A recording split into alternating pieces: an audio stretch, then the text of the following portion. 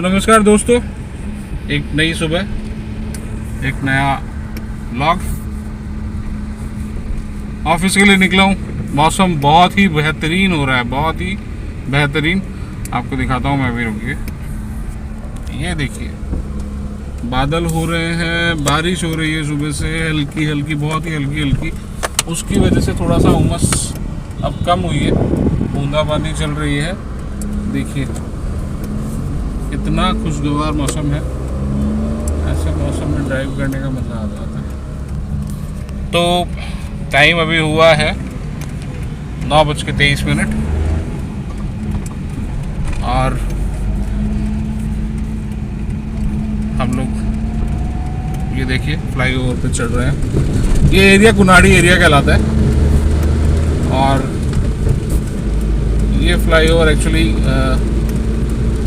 इसलिए है ताकि नीचे जो क्रॉसिंग है उस पर ट्रैफिक जाम ना हो। अब हम निकल रहे हैं यहाँ से। इधर आपको दिखाता हूँ मैं। ये देखिए महाराणा प्रताप जी की मूर्ति, कितनी शानदार मूर्ति है। थोड़ा सा पानी जमा हुआ है शीशे पे बारिश का, लेकिन फिर भी अभी आपको और दिखाता हूँ मैं इसको। बहुत ही खूबसूरत व्यू है। देखिए कितना बढ़िया व्यू है। सामने एकदम हाई राइज बिल्डिंग है फ्लाईओवर के बिल्कुल साइड में, उधर सामने भी है और इतना खूबसूरत लग रहा है ये व्यू भी। ये देखिए, ये महाराणा प्रताप चौक कहलाता है एक्चुअली, महाराणा प्रताप सर्कल। कितनी बढ़िया मूर्ति है महाराणा प्रताप की। चलिए आगे बढ़ते हैं। चंबल पुल की तरफ जा रहे हैं। चंबल नदी के बारे में मैं आपको थोड़ा सा बता दूं कि चंबल नदी जो है वो कोटा के लिए वरदान है, क्योंकि यही चंबल नदी जो है उससे हमें भरपूर पानी मिलता है। इसके अलावा इसी चंबल नदी के ऊपर डैम बने हुए हैं और पावर जनरेशन प्लांट्स लगे हुए हैं, थर्मल पावर प्लांट या आपके इसी तरह के दूसरे पावर प्लांट जहाँ पर पानी से बिजली बनाई जा रही है। और इसके अलावा एटॉमिक पावर प्लांट भी है। ये हम चंबल ब्रिज पर चढ़ चुके हैं। ये ब्रिज जो है वो चंबल नदी पर बना हुआ है, मतलब कोटा शहर से कुन्हाड़ी एरिया को जोड़ने के लिए। सड़कों के बुरे हाल हो चुके हैं बारिश में, गड्ढे पड़ गए हैं जगह जगह। बहुत देख के चलाना पड़ता है बारिश के समय पे, क्योंकि पानी भरा होता है, गड्ढे का पता भी नहीं लगता और दुर्घटना होने की संभावना बनी रहती है। तो ये एक और टिप है कि बारिश के समय जो अपनी गाड़ी है उसको धीरे धीरे चलाएं, ज़्यादा स्पीड ना रखें, क्योंकि गड्ढे में अगर आपकी मोटरसाइकिल उछलेगी तो वो दुर्घटना का कारण भी बन सकती है। ये है हमारा विवेकानंद सर्कल है, इसको हम नयापुरा सर्कल भी बोलते हैं। विवेकानंद जी की कितनी खूबसूरत मूर्ति यहाँ पर लगी हुई है।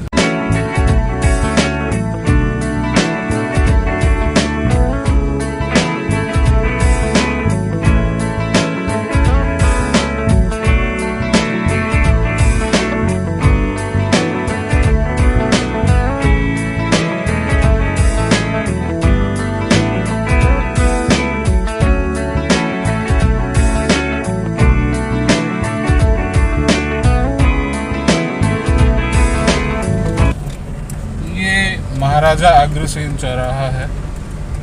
अब हम लेफ्ट की तरफ मुड़ेंगे।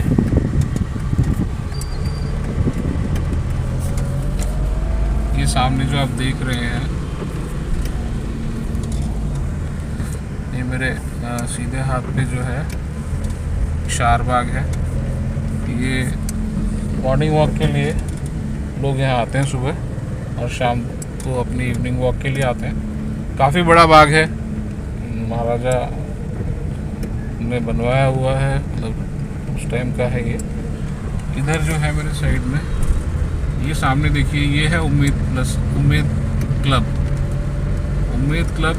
यहाँ पे लोग शाम को अपना आके मनोरंजन करते हैं। कुछ अच्छे गेम्स वगैरह हैं इसके अंदर खेलने के लिए, और खाने पीने का भी इंतजाम रहता है। आगे बढ़ रहे हैं हम लोग। ये है जेके पेवेलियन, जहाँ पे क्रिकेट टूर्नामेंट वगैरह होते रहते हैं। इंटरनेशनल क्रिकेट टूर्नामेंट भी हो चुके हैं। इसके बाद हम लोग बढ़ रहे हैं स्टेडियम की तरफ, कोटा का स्टेडियम। बहुत ही बड़ा है। इधर इस तरफ अगर आप देखें तो ये तरणताल है, तरणताल लिखा हुआ है सामने, स्विमिंग पूल। उसके आगे जो है वो बैडमिंटन हॉल है इसी रो पे। देखिए ये बैडमिंटन हॉल।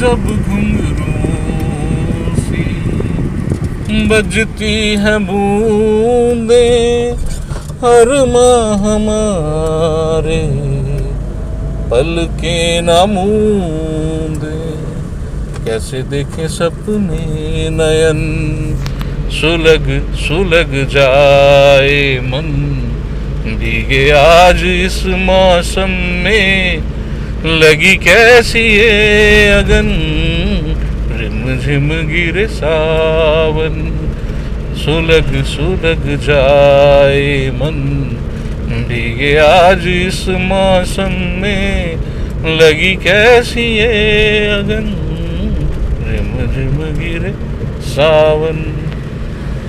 बहुत ही अच्छा गाना है, एकदम से याद आ गया तो मैंने आपके लिए गुनगुना दिया।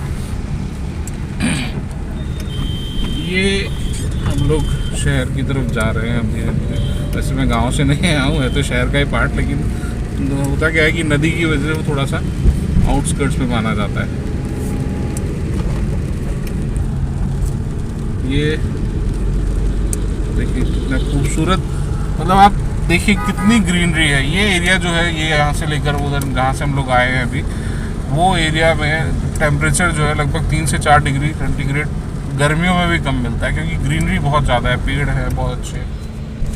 सड़कों पर जगह जगह मवेशी बैठे हुए हैं, इनकी वजह से ट्रैफिक और ज़्यादा बढ़ जाता है और दुर्घटनाओं के चांसेस भी बढ़ जाते हैं। मेरा अनुरोध है गौ पालकों से कि कृपया करके इनको अपने घर पे ही रखें, ज़्यादा बेहतर है, ताकि ना तो ये दुर्घटना का शिकार हो, ना इनकी वजह से कोई इंसानी जान जाए। ऐसी कई बार बहुत सी दुर्घटनाएं हो चुकी हैं जहाँ पर लोगों को अपनी जान माल खोना पड़ा। इसके अलावा भी मैं आपको छोटी छोटी सी कई चीज़ें बताना चाहूँगा ट्रैफिक को लेकर। अब देखिए कुछ लोग हैं जो बिना हेलमेट के आराम से गाड़ी चला रहे हैं। हेलमेट आपके सर की सुरक्षा है, और बहुत सारी दुर्घटनाएं जो है वो हेड इंजरी की वजह से, जिसमें हेड इंजरी की वजह से जान जाती है लोगों की, वो उससे बचाव हो सकता है अगर आप हेलमेट लगाते हैं तो। इसके अलावा कार में आप सीट बेल्ट लगाएं और गति जो है वो अपनी नियंत्रित रखें। ये कुछ छोटे छोटे से टिप्स हैं। कई बार देखने में, मैं जब भी रात को ड्राइव करता हूँ शहर में, तो बहुत परेशानी का सामना करना पड़ता है। कारण क्या है कि लोग जो हैं वो गाड़ी की लाइट्स जो है वो हाई बीम पे रखते हैं। शहर के अंदर जहाँ ऑलरेडी इतनी लाइटिंग है, जहाँ आपको सब कुछ दिख रहा है, वहाँ भी अगर आप अपनी गाड़ी की लाइट्स हाई बीम पे रखेंगे तो सिंगल रोड पे सामने से आने वाले व्यक्ति को परेशानी हो सकती है। वो उसे कुछ नज़र नहीं आएगा और हो सकता है कि कोई पैदल रोड क्रॉस कर रहा हो, कोई जानवर खड़ा हो, वो उसे दिखा नहीं और दुर्घटना हो जाए। तो मैं अनुरोध करता हूँ लोगों से कि कृपया करके अगर आप शहर में हैं, गाड़ी चला रहे हैं, तो अपनी लाइट्स जो है लो बीम पे रखें। इसके अलावा जो फॉग लैंप्स हैं उनको बंद रखें, या एक्स्ट्रा लाइट्स जो आपने लगा रखी हैं उन्हें ना जलाएं। वो आपको हाईवे पे मदद कर सकती हैं या ऐसी जगह मदद कर सकती हैं जहाँ पर बिल्कुल अंधेरा रहता है, कुछ दिखता नहीं है। लेकिन शहर में लाइटिंग प्रॉपर रहती है, वहाँ आपको सब कुछ नज़र आता है, तो आपकी जो लो बीम लाइट है वो ही आपको हेल्प कर सकती है। ये एरोड्रोम सर्कल है। 3 मशालें बनाई हुई हैं। इससे पहले जो ये चौराहा था ये 4 वेदों को रिप्रेजेंट करता था। अब इसके ऊपर ये 3 मशालें बना दी गई। बहुत बड़ा सा चौराहा है, खूबसूरत चौराहा है। कोटा शहर को अगर आप देखेंगे तो काफ़ी डेवलपमेंट हुआ है यहाँ पर। मतलब जो स्पेशली जो आप ब्यूटिफिकेशन जिसे कह सकते हैं उसको लेकर, तो शहर के चौराहे जो है उनका सौंदर्यकरण किया गया है। रोड्स बहुत चौड़ी चौड़ी की गई हैं, काफ़ी अच्छी रोड्स हो गई हैं, तो काफ़ी कुछ अच्छा किया है। और वैसे तो ये स्मार्ट सिटी में आता है, इसलिए ये सब कुछ हो रहा है और होना भी चाहिए। कोटा अपने आप में एक बहुत बड़ा नाम है आज। अगर आप देखें, आज भी नहीं, पहले भी हुआ करता था। पहले कोटा राजस्थान का सबसे बड़ा इंडस्ट्रियल हब होता था। अब जो है कोटा पूरे हिंदुस्तान में कोचिंग, सबसे बड़ा कोचिंग हब जो है IIT JEE मेडिकल के लिए जाना जाता है। हर साल इंजीनियर्स और डॉक्टर्स जो है वो अपने अपने कॉलेजेस में पहुंचते हैं एडमिशन लेकर। यहाँ वो कोचिंग करते हैं और एंट्रेंस एग्ज़ाम्स क्वालिफाई करके अच्छे रेप्यूटेड कॉलेजेस में एडमिशन लेते हैं। तो कोचिंग का एक बहुत बड़ा हब है। इसके अलावा कोटा जो है अपने कोटा स्टोन के लिए फेमस है।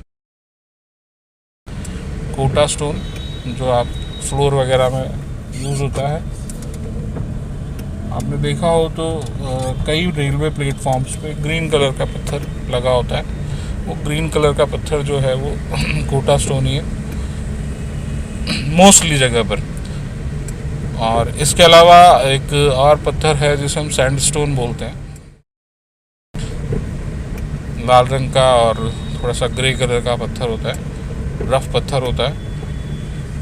ये सैंडस्टोन जो है वो अक्रॉस वर्ल्ड जो है आज की तारीख में कोटा से जा रहा है। अभी थोड़ा सा एक्सपोर्ट कम हो गया है कुछ कारणों से, अदरवाइज़ पहले बहुत अच्छा एक्सपोर्ट हो रहा था वो पत्थर। तो कोटा इन चीज़ों के लिए फेमस है। इसके अलावा एक और चीज़ है कोटा डोरिया। कोटा डोरिया यानी एक तरह का आप मान लीजिए कोटा हैंडलूम वर्क है, साड़ी बनती है उससे, या सूट्स वगैरह बनते हैं कॉटन के, उसके लिए भी कोटा फेमस है। तो ये कोटा की कुछ खासियतें हैं जो मैंने आपको बताई। कुछ मैंने आपको बताया कि भाई हमें क्या क्या नहीं करना चाहिए।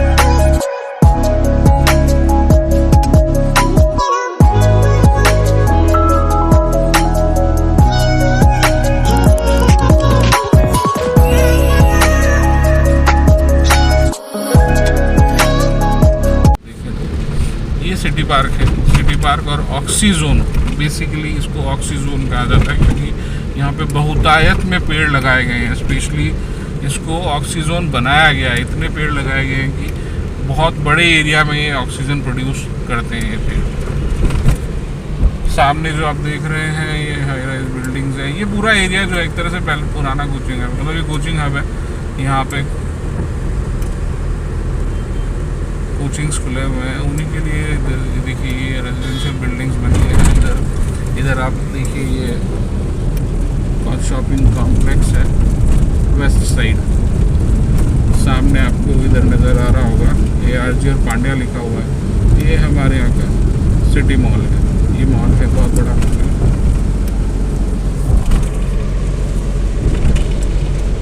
हम कल जिस टॉपिक पे थे इंश्योरेंस, उसी को आज भी कंटिन्यू करेंगे। और जैसा कि मैंने आपको बताया था कि 2 तरह के इंश्योरेंस होते हैं। इसी तरह से अब इंश्योरेंस बेसिकली है क्या? इंश्योरेंस जो है वो एक तरह का एक कॉन्ट्रैक्ट है, एक जो कि वाहन चालक और इंश्योरेंस कंपनी के बीच में होता है। कॉन्ट्रैक्ट में ये बहुत ज़रूरी है कि सारे फैक्ट्स बताए जाएं, कोई भी फैक्ट नहीं छुपाया जाए दोनों की तरफ से। होता क्या है कि इसका जो बेसिक फंडामेंटल है इंश्योरेंस का, वो ये कहता है कि insurance is the subject matter of solicitation, मतलब कि आग्रह की विषय वस्तु है कि जो भी वाहन चालक या जो भी बीमा धारक हैं वो आग्रह करते हैं कि भाई आप हमें क्षतिपूर्ति के लिए आप हमें बीमा प्रदान करें, ताकि अगर कोई भी नुकसान हमें होता है तो हम उसकी क्षतिपूर्ति कर सकें। और अगर आप आग्रह कर रहे हैं तो आपको सारे फैक्ट बताने पड़ेंगे, ताकि जो बीमा करता है वो आपको सही से प्रपोजल दे सके। अगर आप कोई भी फैक्ट छुपाते हैं और बाद में क्लेम के समय पर वो पता लगता है कि नहीं ये फॉल्स, वो फैक्ट था, ये फैक्ट बताया नहीं गया, फैक्ट छुपाया नहीं गया, तो वो क्लेम जो है वो आपका रिजेक्ट हो सकता है, वो क्लेम आपको नहीं मिलेगा। तो इससे बचने के लिए आपको फैक्ट बताने होते हैं, और यही बीमा का नियम भी है। अब ये तो था आपका इंश्योरेंस पॉलिसी। इसके बाद हम आते हैं कि इंश्योरेंस पॉलिसी लेने के लिए आपको प्रीमियम पे करना पड़ता है। मतलब आप अगर इंश्योरेंस खरीद रहे हैं तो आपको उसके लिए जो कीमत चुकानी पड़ेगी उसे हम प्रीमियम बोलते हैं। तो वो प्रीमियम आपको पे करना पड़ता है। उस प्रीमियम को पे करने के लिए जो उसका जो फार्मूला है, उसका जो कैलकुलेशन है, वो अलग अलग व्हीकल्स पे अलग अलग तरह की कैलकुलेशन लगती है। वापसी में घर लौट रहे हैं और मौसम वैसा के वैसा ही है, खुशगवार, बिल्कुल बारिश वारिश होके चुकी है। लेकिन जब मैं घर से निकला तब जो बारिश थी वो उसके बाद में फिर बारिश ज़्यादा हुई नहीं, लेकिन मौसम ठंडा भी हो गया है और बादल भी घने हैं। अब शायद उम्मीद है कि फिर से बारिश होगी।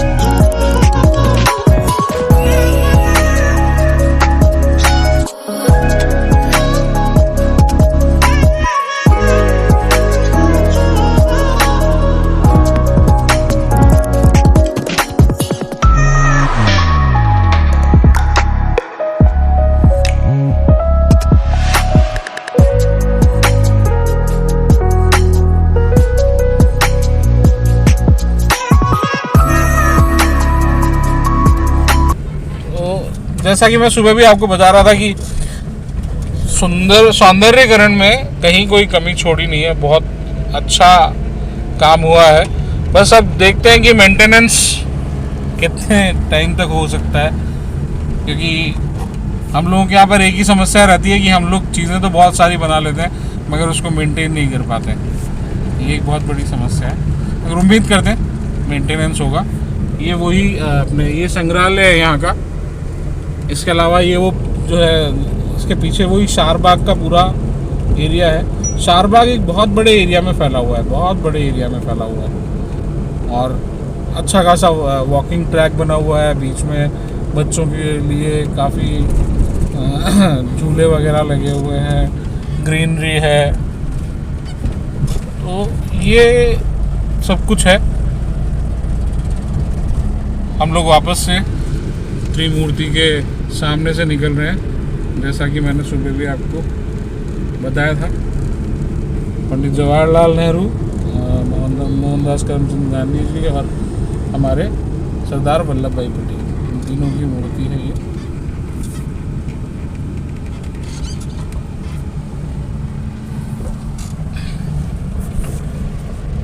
तो अब हम घर की तरफ लौट रहे हैं। घर पहुंच के मैं आपको एक बार फिर से दिखाऊंगा। या फिर आपको बताऊंगा कि जनरल इंश्योरेंस का आगे की जो जानकारी है वो मैं आपको दूंगा। एक बार फिर से दोस्तों, मैं उसी जनरल इंश्योरेंस यही आगे लेकर चलना चाहूँगा। इसमें हम लोग मोटर इंश्योरेंस को डिस्कस कर रहे थे। मोटर इंश्योरेंस जो है, उससे पहले मैं आपको थोड़ा सा ये बताना चाहूँगा कि किसी भी व्हीकल के लिए ड्राइविंग लाइसेंस, एक वैलिड लाइसेंस होना बहुत जरूरी है चलाने के लिए। इसके अलावा उस व्हीकल का रजिस्ट्रेशन प्रॉपर होना चाहिए। इसके अलावा बीमा यानी इंश्योरेंस आपका जरूरी है। अब हम देखेंगे कि मोटर इंश्योरेंस क्या है। मोटर इंश्योरेंस जो है वो हमको प्रोटेक्शन देता है। कैसे? मोटर इंश्योरेंस प्रोटेक्शन कैसे देता है? प्रोटेक्शन देता है हमारे फाइनेंशियल लॉसेस। अगर किसी भी दुर्घटना में किसी भी प्रकार के फाइनेंशियल लॉस हो रहे हैं, जैसे सपोज मेरे पास टू व्हीलर है और मैं अगर टू व्हीलर से जा रहा हूँ और वो दुर्घटनाग्रस्त हो जाता है तो उसमें टूट हो जाती है, तो उसको ठीक कराने के लिए खर्चा मुझे लगेगा। वो खर्चा जो लगेगा उसको हमारा जो इंश्योरेंस है वो कवर करता है। तो इस प्रकार से वो हमें प्रोटेक्शन देता है। तो ये एक मोटर इंश्योरेंस का प्रोटेक्शन है। अब मैंने आपको कल ही बताया था कि मोटर इंश्योरेंस जो है वो दो प्रकार के होते हैं, एक तो कॉम्प्रिहेंसिव और एक लायबिलिटी यानी third party insurance. Motor insurance क्या कवर करता है, इस पर हम आज मैं आपको कुछ जानकारी देना चाहूंगा। मोटर इंश्योरेंस जो है वो व्हीकल के लिए जो है वो जो निम्न प्रकार की आपदाएं यानी पेरिल्स को कवर करता है, जैसे fire, explosions, self ignition, lightning, burglary या house breaking, theft, riot and strike, earthquake, flood, storm, cyclone, tempest, typhoon. इसके अलावा एक्सीडेंटल बाय एक्सटर्नल मीन्स, इसका मतलब ये हुआ एक्सीडेंट बाय एक्सटर्नल मीन्स, मतलब किसी बाहरी एंटिटी के द्वारा उस चोट लगना। व्हीकल अगर जा रहा है, व्हीकल खड़े खड़े अगर उसमें आग लग जाए या वो, तो उसको हम एक्सटर्नल मीन्स से एक्सीडेंट नहीं मानेंगे। लेकिन अगर व्हीकल किसी चीज से टकराता है और फिर उसका नुकसान होता है तो वो एक्सीडेंट बाय एक्सटर्नल मीन्स कहलाएगा। इसके अलावा मैलिशियस एक्ट यानी कि जानबूझ करके किसी के द्वारा नुकसान पहुंचाया जाना, उसे हम मैलिशियस एक्ट बोलते हैं। टेररिज्म एक्ट, अगर गवर्नमेंट डिक्लेयर करती है कि कोई टेररिज्म या टेररिस्ट एक्टिविटी हुई है और उसमें वो व्हीकल डैमेज हुआ है तो वो टेररिज्म एक्ट में आएगा। इसके अलावा जब ट्रांजिट कर रहे हैं व्हीकल को, चाहे वो रेल से कर रहे हैं, चाहे वो रोड से कर रहे हैं, या इनलैंड या वाटरवेज से कर रहे हैं, तो उसके कवरेज भी, उसमें होने वाले नुकसान का कवरेज भी इंश्योरेंस के द्वारा किया जाता है। इसके अलावा है लैंडस्लाइड या रॉक स्लाइड। अगर जैसे कार जा रही है और पहाड़ी रास्ते से गुजर रही है और अगर लैंडस्लाइड या रॉक स्लाइड जाता है, चट्टान खिसक जाती है या पहाड़ गिर जाता है, तो उससे जो नुकसान हुआ है उसको भी मोटर इंश्योरेंस कवर करता है। तो ये कुछ कवरेजेस थी जो मैंने आपको बताई, इसको हम बाद में विस्तार से चर्चा करेंगे। इस पर मोटर इंश्योरेंस क्या कवर नहीं करता है इसके बारे में थोड़ा सा मैं आपको बता दूं। किसी भी प्रकार के नशे में, यानी चाहे वो अल्कोहल हो चाहे वो ड्रग हो, किसी भी प्रकार के नशे में अगर गाड़ी चलाई जा रही है वो बहुत नहीं होता है तो इंश्योरेंस इसको कवर नहीं करेगा। कोई भी अनलॉफुल एक्टिविटी में अगर मोटर व्हीकल यूज हो रहा है, तब गैर कानूनी कामों में अगर मोटर व्हीकल यूज हो रहा है तो वो इंश्योरेंस इसको कवर नहीं करेगा। इसके अलावा कोई इलेक्ट्रिकल या मैकेनिकल ब्रेकडाउन अगर होता है तो इंश्योरेंस उसको कवर नहीं करेगा। इसके अलावा आपके पास अगर वैलिड ड्राइविंग लाइसेंस नहीं है तो भी मोटर इंश्योरेंस इसको कवर नहीं करेगा। मतलब डॉक्यूमेंटेशन आपके पास प्रॉपर होना चाहिए। अगर जोग्राफिकल लिमिट्स के बियॉन्ड जाकर गाड़ी चलाई जा रही है, जैसे इंडिया में अगर आपका मोटर इंश्योरेंस सिर्फ इंडियन जोग्राफिकल जो लिमिट्स हैं उसको कवर कर रहा है तो वो सिर्फ इंडियन जोग्राफिकल लिमिट्स में ही आपको सुविधा प्रदान करेगा कि आपको उसका नुकसान का हर्जाना मिल सके। अदरवाइज अगर आप उसको बियॉन्ड लिमिट्स ले जाते हैं, जैसे मैं इंडिया से बाहर नेपाल चला गया और मेरा इंश्योरेंस सिर्फ इंडियन ही है, जोग्राफिकल लिमिट्स एक्सटेंड नहीं की गई है, तो वो कवरेज में नहीं आएगा। तो ये कुछ एक्सक्लूजन्स है, मतलब जिसमें कि जो कि मोटर इंश्योरेंस को कवर नहीं करते हैं। अब एक छोटा सा पार्ट हम ले लेते हैं कि मोटर इंश्योरेंस के बेसिस क्या है। पहला है सम इंश्योर्ड। सम इंश्योर्ड यानी कि कीमत। कीमत जो होती है उसको अगर हम इंश्योरेंस की टर्मिनोलॉजी में बोले तो इंश्योर्ड डिक्लेयर्ड वैल्यू कहलाती है, आईडीवी। ये डिसाइड होती है जब वाहन आपका जो व्हीकल है वो डीलरशिप से निकल रहा है, तो डीलरशिप पे उसकी जो प्रेजेंट वैल्यू है उस पर कुछ डेप्रिसिएशन कटता है, और उस डेप्रिसिएशन कटने के बाद वो इंश्योर्ड डिक्लेयर्ड वैल्यू कहलाती है। उसके ऊपर प्रीमियम डिसाइड होता है। इसके अलावा जोन वाइज भी प्रीमियम में वेरिएशन आता है। उसके अलावा व्हीकल की एज पर भी प्रीमियम में वेरिएशन आता है, या व्हीकल की क्यूबिक कैपेसिटी पे भी प्रीमियम में वेरिएशन आता है। प्रीमियम यानी वो राशि जो आप इंश्योरेंस लेने के लिए इंश्योरेंस देने वाली कंपनी को दे रहे हैं, वो इंश्योरेंस प्रीमियम कहलाता है। तो ये थोड़ी सी जानकारी थी जो मैंने आज आपको दी। आगे के सेशन में हम थोड़ा और विस्तार से इसको पर चर्चा करेंगे। तब तक के लिए नमस्कार, धन्यवाद।